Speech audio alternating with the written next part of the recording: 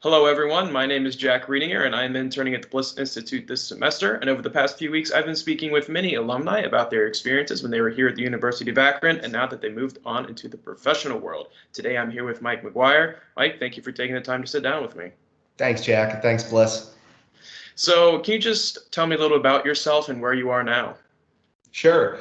Well, I graduated from Moritz College of Law in May. I took the bar exam in October, and I started work a week after at the law firm where I am now. And that's a long arc from where I started. Where I started was at the University of Akron, and specifically the Bliss Institute. And that helped me lay a foundation for where I wanted to go professionally. And even though I'm not practicing politics right now, politics in a lot of ways is how I got to where I am. So, you said you started at Akron and now you're on into law, but can you tell me about that journey from graduating to now where you are?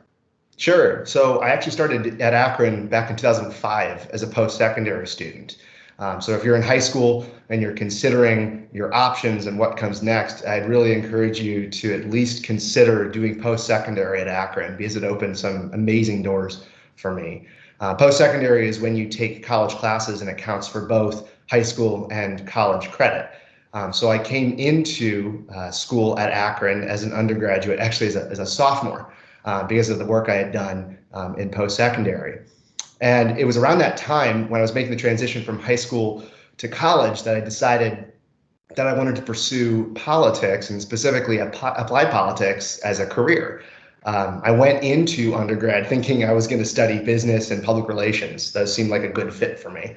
But then politics piqued my curiosity, and I took Government and Politics 101 at Akron in my senior year of high school and really enjoyed it and thought maybe there's a way I could turn this into a career. And I found out that the Bliss Institute at Akron was a great option and a great fit for me there too.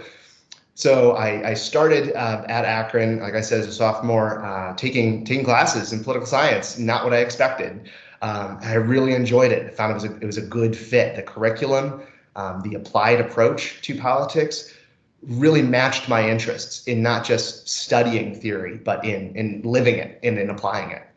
So I went to Akron, graduated in 2010 with that certificate of applied politics, a bachelor's in the arts in political science, a couple minors in communications.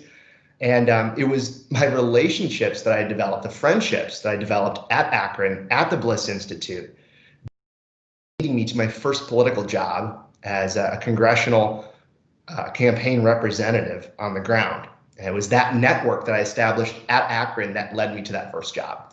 And from there, I moved to Columbus to work for a state representative in the state house. I moved my way up to a caucus policy advisor for the Republican caucus, and then was recruited away to go be executive director of a 501c4 nonprofit organization. We focused on connecting citizens and state representatives on critical policy issues.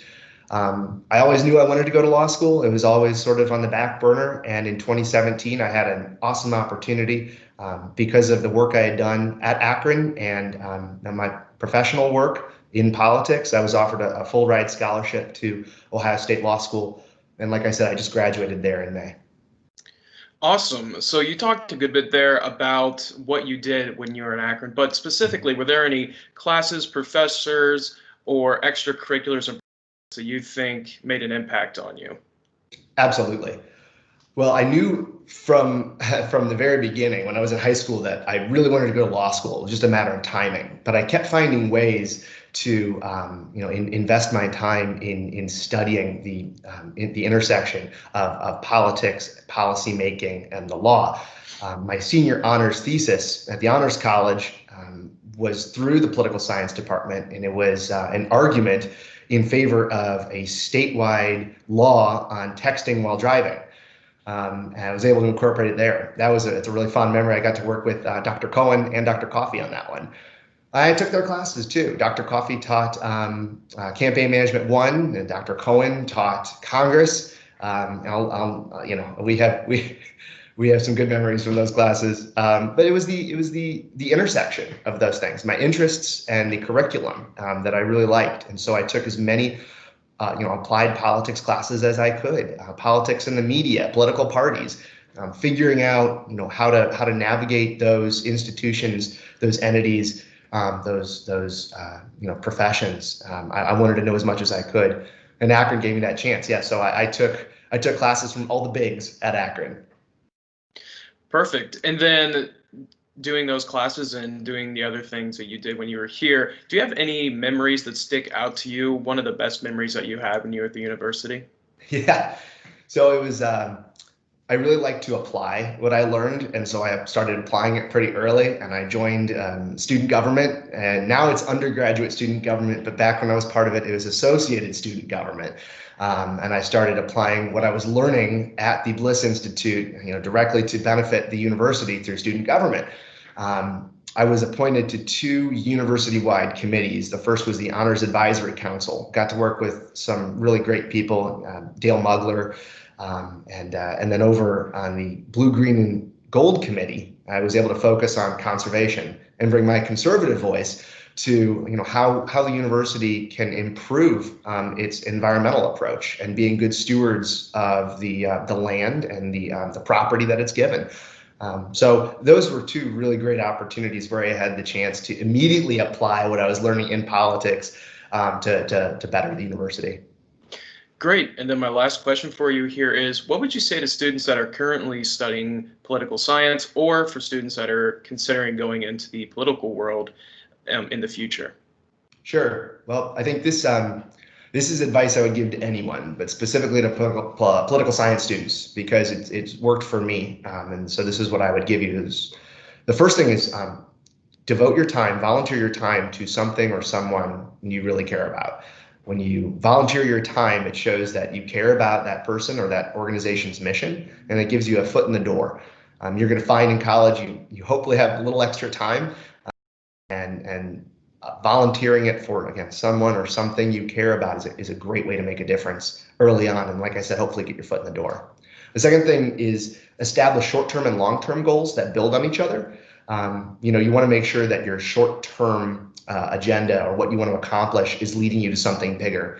So even though I didn't go to law school for a decade after I graduated from Akron, I had been laying the groundwork to eventually get there. And I'm glad I did.